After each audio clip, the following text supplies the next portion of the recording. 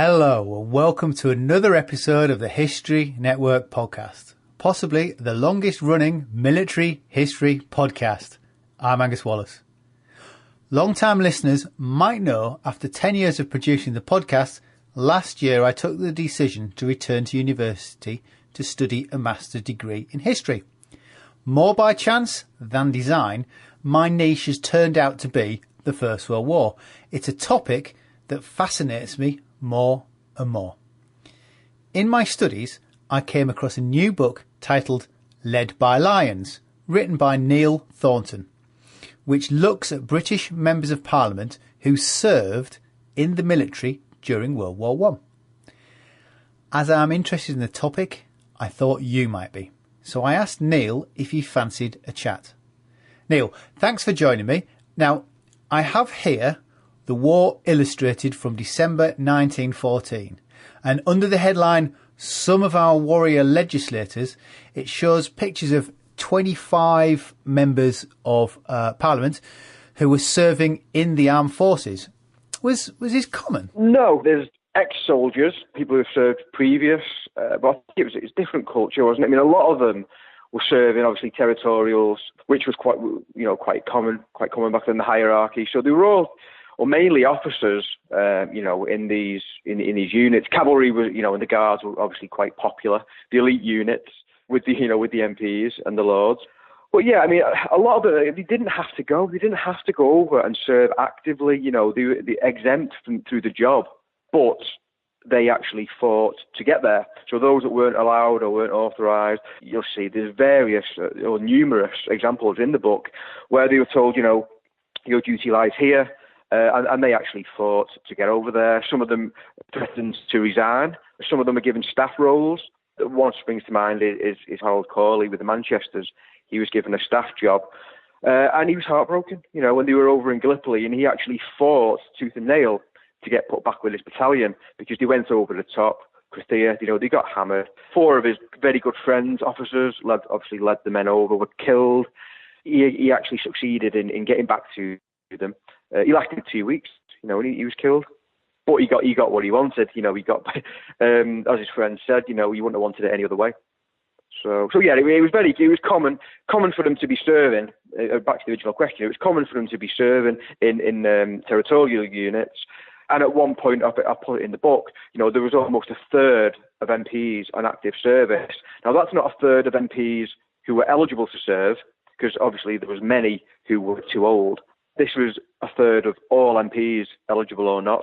So there was a massive number of them actively serving. It's a huge number. I was absolutely staggered that of however many people, with 600 something in the House of Commons, but it's an absolutely huge number that makes you wonder how the day-to-day government got done with so many missing. I mean, were they popping back from the front to vote on contentious votes? Well, they were popping back over. Yeah, in between, when they were out of the line, one springs to mind is Tommy Robartes, or Thomas Agar Robartes. He's actually the first man in the book because it's, as you know, it's done alphabetically. Now, they come out of the line and he went straight over, reassigned for Parliament, or done a vote or something. The next day he was back in the trenches. It was literally back, do this, come back. And it said, he brought, every time he went back to England, he brought a gift to every man in his company. He brought them all, gifts from himself. But yeah, he was back. He went over there and he got back literally a day before the Battle of Lewes. He come back and I went straight over the top and got recommended for the Victoria Cross.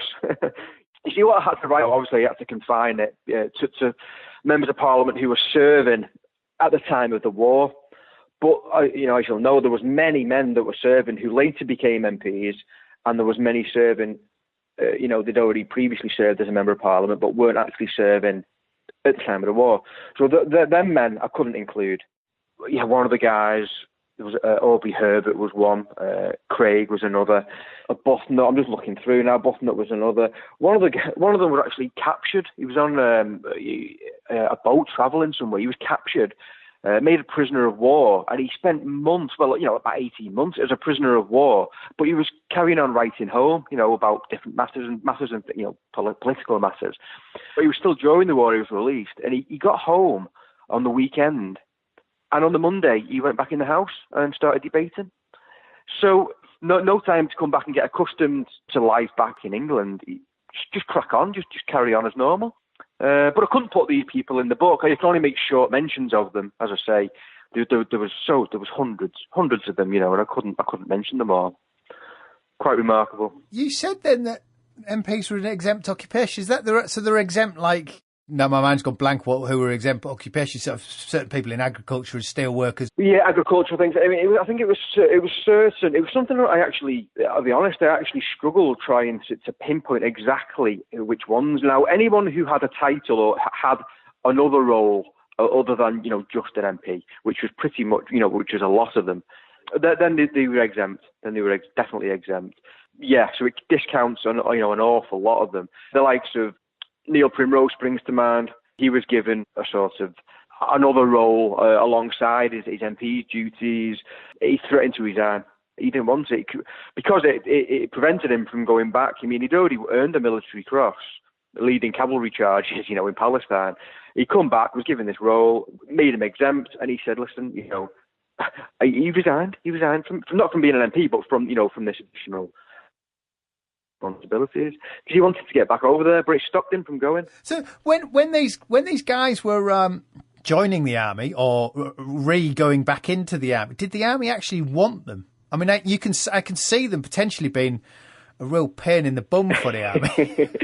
What with their political views and them being quite opinionated on certain things. Yeah. Well, and but potentially not necessarily military trim. They might not be necessarily tactically up to the latest tactical thinking, and perhaps might not know their position within the military hierarchy. Yeah, you could see that because they're on a separate hierarchy than the military hierarchy. I think. I'm judging off the ones I've researched. Obviously, if we look at just the 22, for example, that are in the book, I think there's a wide spread. I mean, if you look at Willie Redmond, obviously he shouldn't have been at the front. He was the oldest MP to die. How old was he when he was killed? Just under 60. They tried to push him away from that, and other MPs were actually writing to Parliament saying, "Listen, give him a job back in Britain, put him in a staff role, put him in training other." But he wouldn't have it. He had a breakdown. He refused to ride a horse when they were marching. He refused to let his Batman carry his pack. He wanted to get stuck in with everyone else.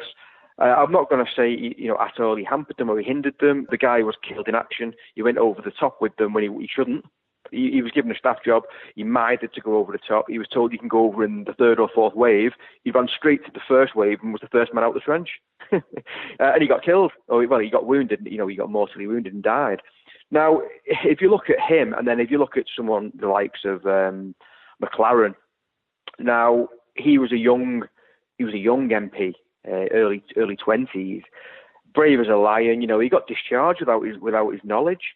He took ill, he was over fighting in the Dardanelles. He took ill, as did many of them, and he was discharged without his knowledge. Now I think this was because of his political mindset.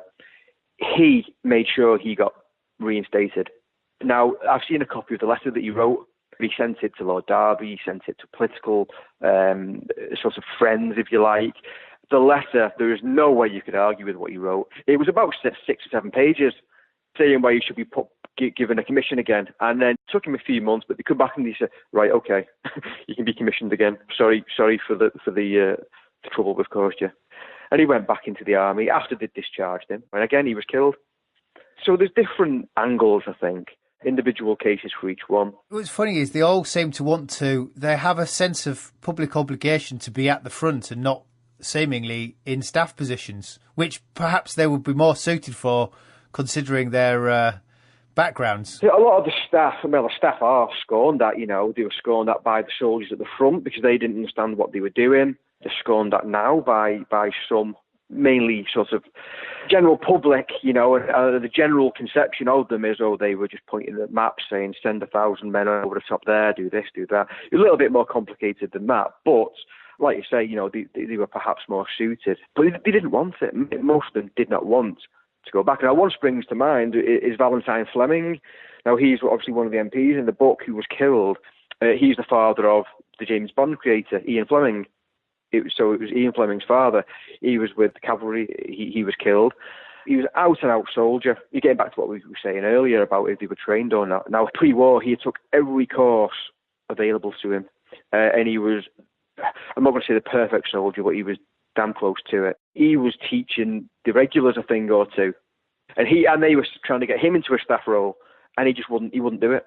And it actually says in the book, there was a quote, and it says, he had a mind that would have suited it to the down to the ground. He could have gone in at a high level, but it just wasn't for him. He recognised the importance of it, but at the same time, he made it clear that it wasn't what he wanted to do. He felt like he should be at the front, and he was at the front, and he was killed at the front, running through an artillery barrage from his HQ dugout, through an artillery barrage to get to the men that were holding a post. His men were at the very, very front of an attack. And he got out of the trench and went over the top to get to them, and he was found, blown up. So we have 22 MPs and 20 Lords killed. Now, although that seems like a lot, I mean, it is obviously a lot considering how many you sit, that even more of their sons are killed. Yeah, even more of the sons. Or around 100 of them. Now, again, this doesn't include wounded. If we go back to 22 MPs, over 100, I haven't got exact figures, I'm not going to pull a figure out of the air, but many of them were wounded. When I was researching, I was finding articles, this MP's lost an arm, this MP's been shot, this MP. There were so many that were wounded, but I couldn't get into that. And the same applies with the sons. Countless, hundreds wounded. Like you say, many more were killed, as you would expect. Many more of the sons were killed. They were of the age.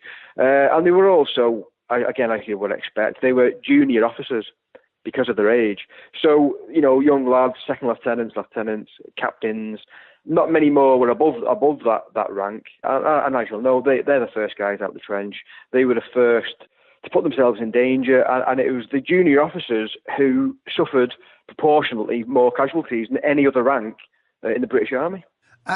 And just because of who your father is doesn't mean you're exempt either. I mean, there's MPs of very high standing lost sons. Obviously, they're not exempt. They don't take into account, my father's an MP. It doesn't matter one bit to them. But if anything, it's the other way. They feel like they should be setting an example. It's what they were brought up. You were brought up on it, at home and at school, the public schools. Again, one that springs to mind, Asquith. His father was the Prime Minister. And he actually enlisted into the Guards, Grenadier Guards. It's sort of reminiscent of Prince Harry. They didn't want him running around the battlefield with everyone else. And it's the same with Asquith. He said to him, you can't do that. So he was actually seconded or appointed onto the staff on attachment. So he was still in the Grenadier Guards, but he was attached to the staff behind the lines. And he didn't want it. And he was arguing the point. It was Kitchener mainly. He was saying that it's not so bad if you get killed. He said, it's worse if you get captured, because the propaganda of the Prime Minister's son in enemy hands would be immense. But he sort of accepted it, or unwillingly. He wasn't happy. But when we were then going into the Somme campaign, he put his foot down and he said, no, I am going back to my men. You like it or not, you won't stop me. So they said, right, okay, you can go back to your battalion. He went back to them over the top at the Somme. He shot through the stomach. When he got shot through the stomach, he actually propped himself up. He was in front of the men, first out, one of the first out, being a junior officer. He propped himself up, pulled out a cigarette. Now, every photo I found of him and every account, he's smoking a cigarette. Now, he propped himself up, took a cigarette out, started smoking it, and then he said to his bearers later, and he said, I know, don't let on to the lads, it's mortal, but I don't want to worry the lads. So he propped himself up as if it was nothing and cheered them on, and they continued in the attack. Took really heavy casualties, but he was one of the first. He didn't get far at all. And he was the Prime Minister's son. Well, Asquith had another son, had his leg amputated, and his third son was wounded. Yeah, I mean, that's it, yeah. So it's not as if they were immune. I have a funny feeling, and I meant to look it up, that Lloyd George, curiously, was one of the few in Parliament whose family got away pretty lightly during the war, but I'm sure I've read it somewhere, but I couldn't find my reference to where I've read it. Considering he would later become Prime Minister. Yeah. You may well be right. I mean, most of them were hammered, the Gladstones, William Gladstone.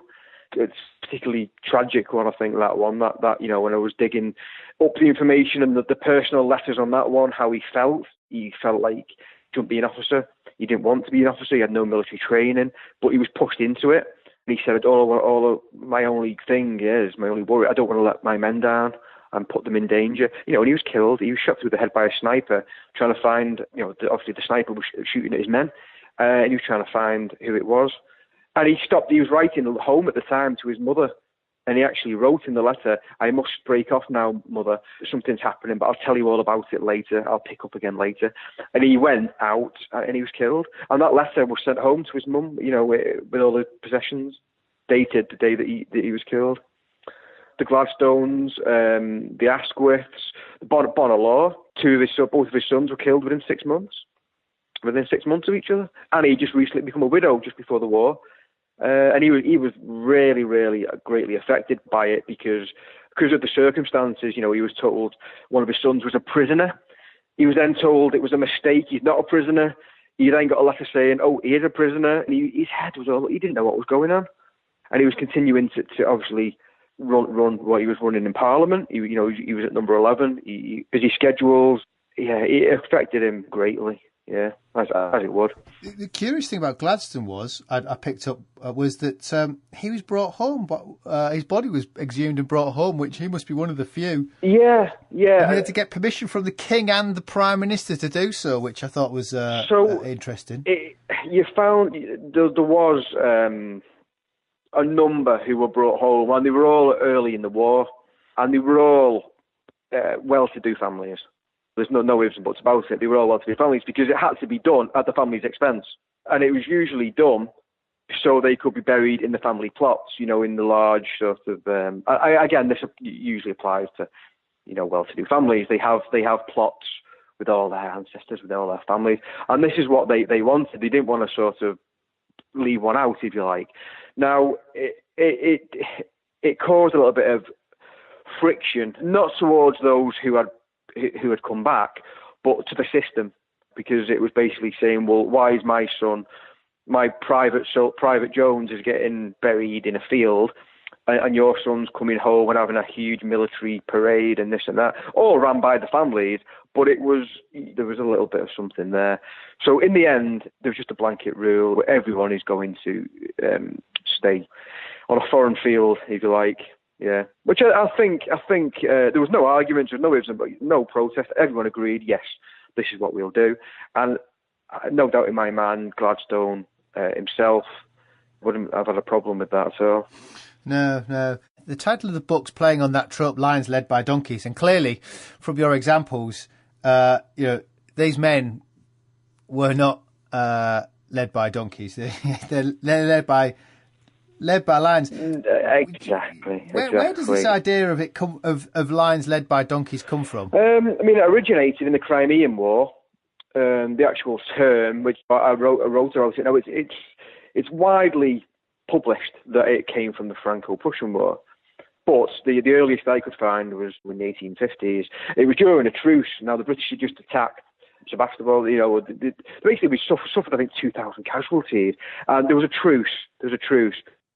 So during the truce, the British, it was a reporter wrote home, and he said, you know, during the truce, I spoke with one of the enemy officers, and he told me, your men are like lions, but they are led by donkeys. Now, this press officer or this press reporter sent that home, and the papers lapped it up.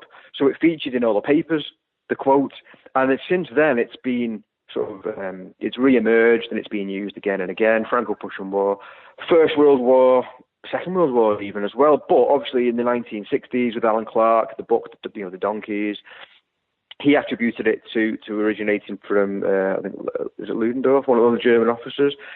But it came from before that, you know, it came from way back when. But it's stuck more to the First World War. I mean, I remember at school, as a kid doing history, I was actually taught the phrase led by, lions led by donkeys.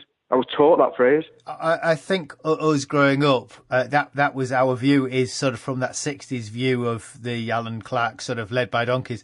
Even though there's some quite good history now saying, look, it wasn't, I sort of believe that the public So like us, they've been told it so long. It is our public memory of it. It is that it's the lions led by donkeys, and trying to tell people otherwise.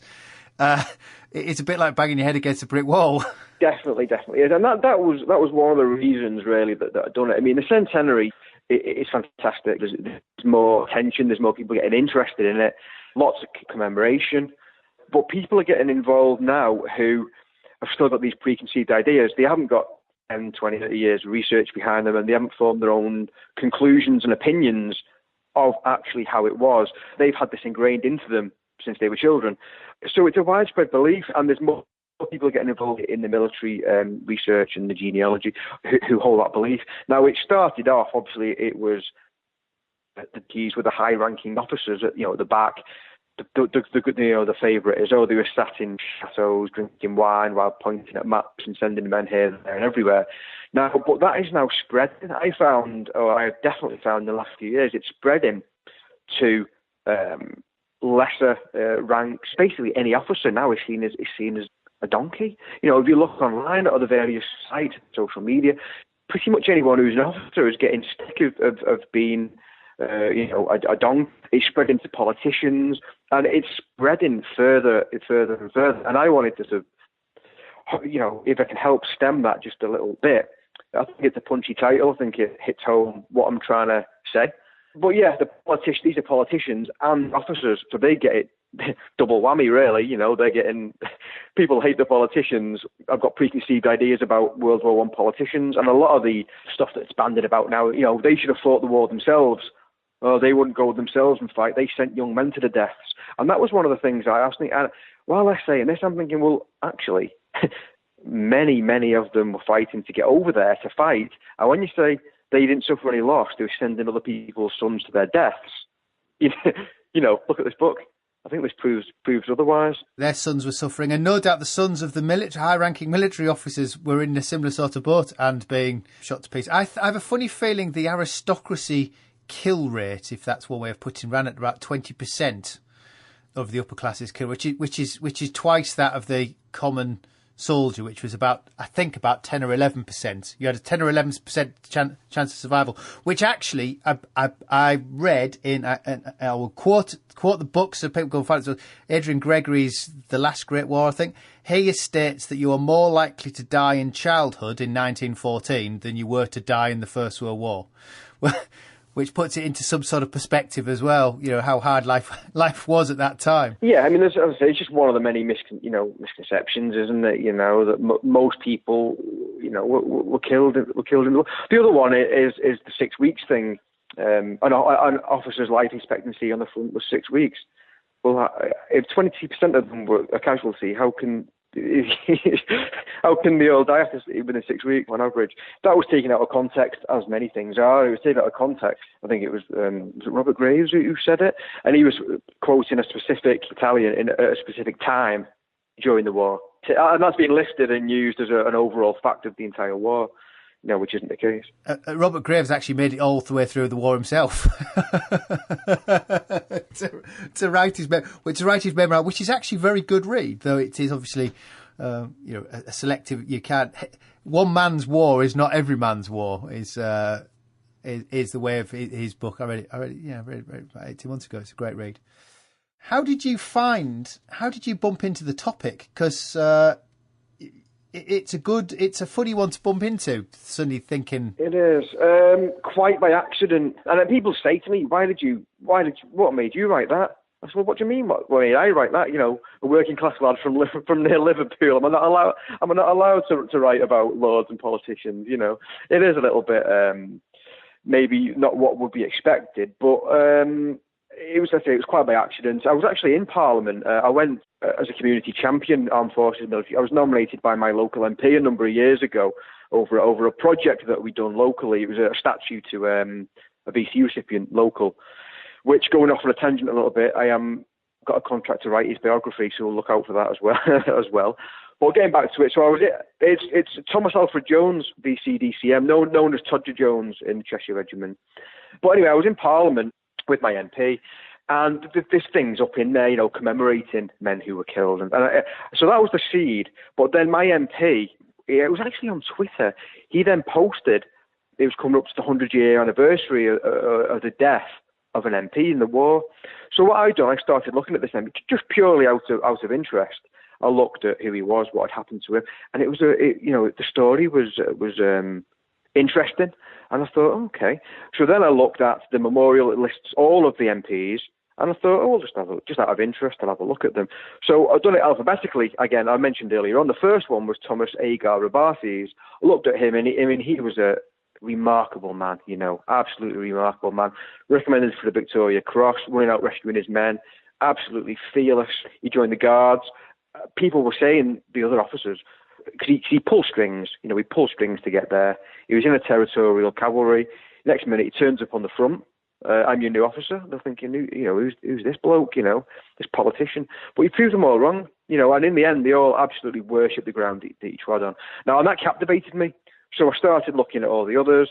I pitched an idea to my publishing commissioner, the editorial commissioner, about the Military Cross book that I am now writing. I gave him a couple of other ideas. I mentioned maybe there was something in this, and he pounced on this one. He latched onto this one above all the others straight away. His ears pricked up. He said, what's this one? Tell me more about this one. I said, well, this is the idea. I could possibly write about these. I could spread it to the sons, and et cetera, et cetera. And he absolutely loved it. And the more I looked at it, the more I thought, yeah, this is, this could be good. So it was purely accidental the way it happened, and it was shoehorned to the front of the queue in what they wanted me to write. So we had the full backing of the publishers from the start. As I say, I think it's magnificent. It's a great way to start. To start reintroducing people to the First World War and to, as we say, our public memory is. That people hold dear is really not necessarily right. Well, that's it. If it sort of convinces just one person that, not all officers are donkeys, not all politicians sat at home twiddling the thumbs, if it does that, then it's succeeded in what it sets out to do. Let's hope it does. I think the First World War is worth another look for many people. It's much more fascinating when you move beyond those usual tropes of the mud and the blood. Neil, thanks for joining me. Led by Lions by Neil Thornton is published by Fonthill Media. It's well worth picking up. In our next episode, you'll be once more back in Nick's safe hands, and we'll be looking at one of Wellington's most hard-fought battles, the Battle of Assaye. If you think you have a script in you wanting to get out, why not drop us a line? We're always looking for new material, and we've nothing yet for season 25. The email address is info@thehistorynetwork.org. If you enjoyed this interview format for the podcast and would like a bit more World War II related, I produce 2 a month, and you can find them at www.2podcast.com. The next episode of that, I'll be looking at the remarkable story of Lieutenant Colonel Ed Dias and his escape from the Japanese in the Philippines. That's it for now. I'm Angus Wallace, and thanks for listening.